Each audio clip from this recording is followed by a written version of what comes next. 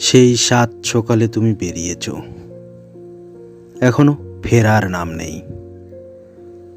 Telephone করছি এমনভাবে যাতে বৃষ্টিধারার মতো নম্বরগুলো বেজে ওঠে, যাতে তোমার মনে হয় কে যেন গাইছে গীতবিতানের গানগুলো, কিন্তু তবুও তোমার কোনো উত্তর নেই। ৩টে SMS করলাম, দয়া করে উত্তর দাও। তুমি যখন বাইরে যাও ভয়ে আমি কাঁপতে থাকি, আর যখন ফিরে আসো মনে হয় আমি যেন সেই লোক যে একদা চন্দ্রপৃষ্ঠে হেঁটেছিল।